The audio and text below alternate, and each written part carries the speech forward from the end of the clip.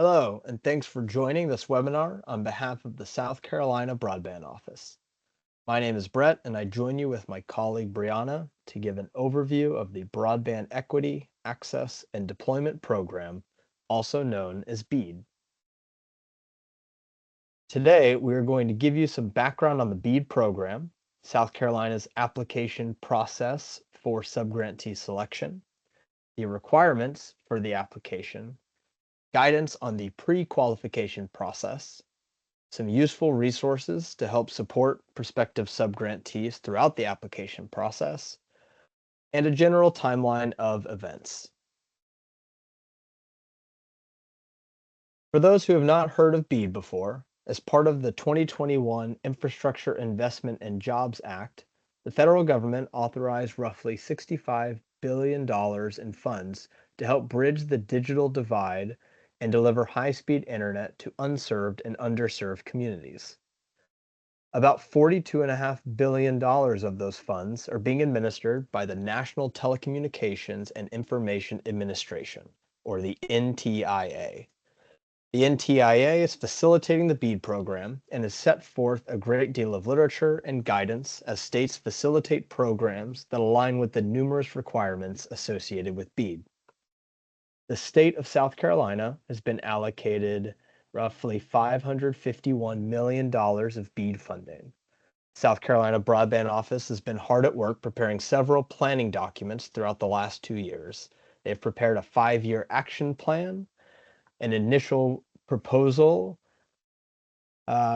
with including 2 volumes of work, and have engaged in a challenge process, all of which required NTIA approval. Now that these documents are approved, the state is ready to begin subgrantee selection. As pointed out in the slide here, this is the current phase South Carolina is at. Once subgrantee selection is completed, the state will submit a final proposal before beginning implementation of the broadband deployment activities to come. The state has broken the application into 2 phases, a pre-qualification and a main application. The first, a pre-qualification. The pre-qualification serves as a gating opportunity. All prospective subgrantees must go through the pre-qualification to be granted access to the main application. The information gathered during this pre-qualification mostly includes confirmations, certifications, and narrative descriptions. However, there are a few attachments that will help the SCBBO ensure that prospective subgrantees have the capability to carry out a project. The application is likely to open on November 12th and will remain open until December 13th. Applicants that have demonstrated ability will be notified when the main application is open. For the pre-qualification, applicants will have access to the pre-qualification Excel, a pre-qualification guidelines document, a checklist to ensure all attachments have been submitted. Additionally, there is a South Carolina BEAD guidance document that all applicants should thoroughly read prior to submitting the pre-qualification to ensure full understanding of the commitments that are being made when certifying and confirming throughout the pre-qualification. After completing the pre-qualification, applicants can turn to the guidance document and begin preparing the documents for main application and fulfillment of those commitments. The main application requires a greater number of attachments as part of submission. This is because applicants will identify which zip code tabulation areas they are applying for.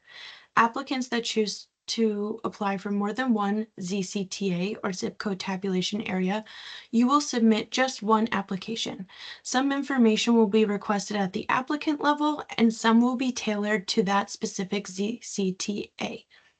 Full scoring rubric is available at the South Carolina's approved initial proposal and on the BEAD program page of the SCBBO site. While there are many factors that are considered during scoring, if you find yourself with any questions while completing the pre-qualification, please visit the BEAD FAQs to see if your question has already been answered. If your question has not been answered, please feel free to email bead@sc.gov.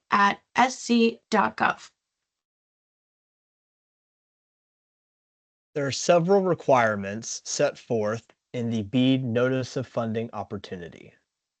The NTIA has developed several instructional documents around these requirements for states to use in designing their application process.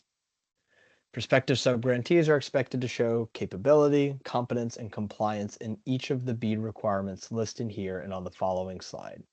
The South Carolina pre-qualification and main application follow these 13 BEAD requirements.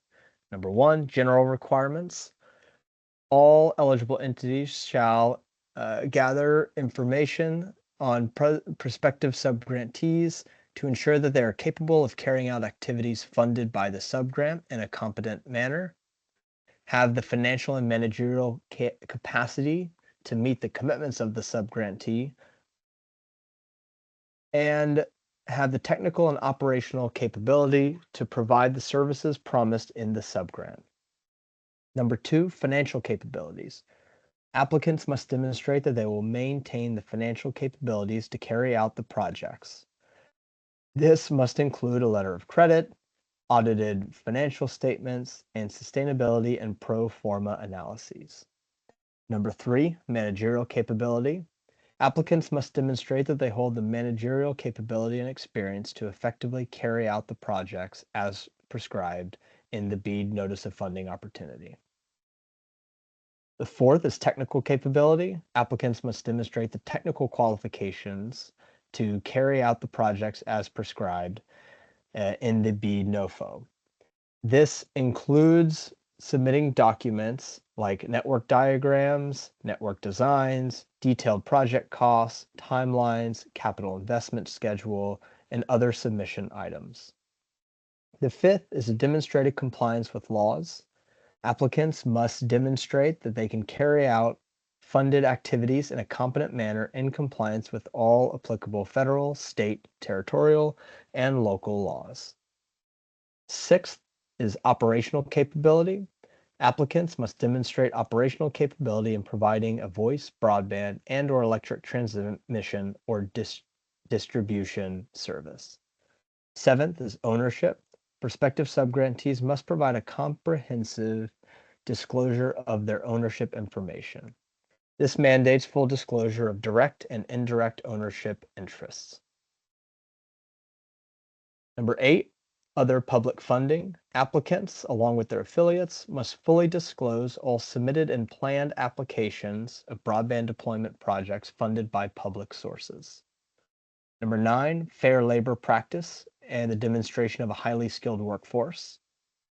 Applicants must demonstrate past compliance with federal labor and employment laws and demonstrate plans for future compliance and deliver a workforce that will deliver the projects in a fully credentialed manner. Number 10, environmental and national historic preservation. Applicants must comply with National Environmental Policy Act and the National Historic Preservation Act. Number 11, Build America, Buy America.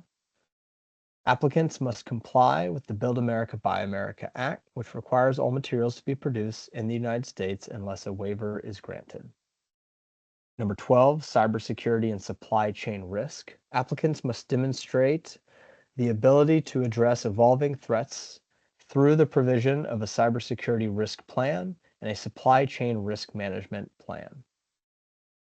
Lastly, affordability.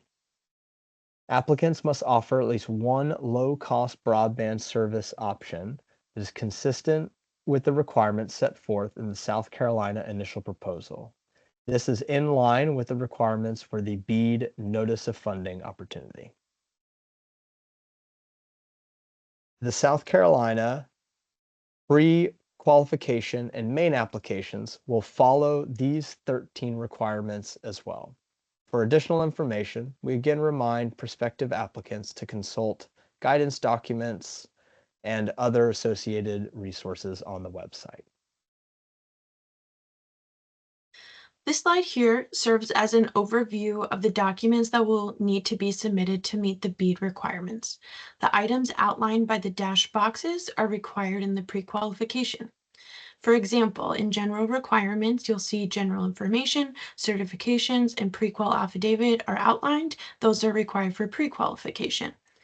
The materials that are not outlined here will be required for submission during the main application. Applicants should direct their attention to the guidance document for a full detailed list and description of each of these responsibilities and should understand the scope of the requirements prior to confirming and certifying on the pre-qualification. Applicants should use the time after completing the pre-qualification to begin preparing the main application documents and required attachments. Interested parties who would like to move forward with the pre-qualification can begin by creating a Citrix profile. Citrix is the document warehouse platform where you will upload all applications and attachments. To gain access, you will complete the data access request form, which is linked here. When you open it, it should look like this. On here, you'll fill out all of the requirements in their entirety. You'll go ahead and agree to the terms and conditions and hit submit. And then once this has been reviewed, you should gain access via an email notification. And so please just be aware and check both your inbox and spam just for safe measure.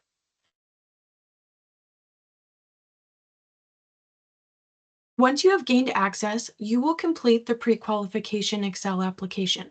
As mentioned, this document is simplified and most components are certifications and confirmations. Applicants will also submit narratives and attachments relating to their legal entity ownership, financial audits, and the disclosure of any public funding awards that have been either canceled or defaulted. Once you have completed the application and the required attachments, you will upload your finished product into Citrix.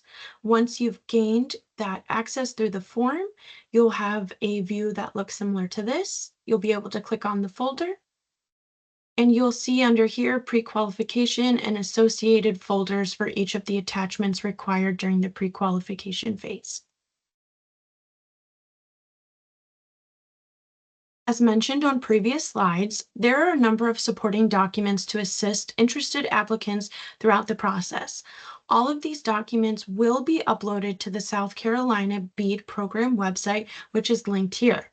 Those documents include the guidance, which we've referenced a number of times, a pre-qualification application Excel, a pre-qualification guidelines, and a pre-qualification attachment checklist.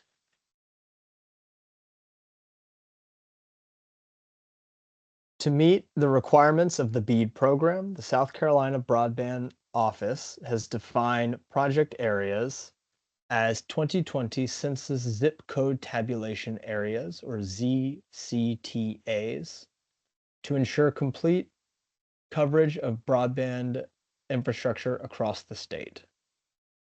To find a full list of eligible zip code tabulation areas, please check the South Carolina BEAD website under the Challenge Process tab. On the website, at this very first tab is where you'll find resources related to the challenge process, including the ZCTA map, as well as a list of eligible locations to pursue for projects. You'll also find on this site other planning documents related to the BEAD program. This includes the 5-year action plan, initial proposal, volume 1 and volume 2, as well as other documents that will appear here as the program progresses. Lastly, you can also go here to find the frequently asked questions. These will be updated frequently as new questions come in and is a good resource to check moving forward in the BEAD program. While on this page, we encourage you to familiarize yourself with the documents. And from here, we'll take one final look at the timeline for the BEAD program.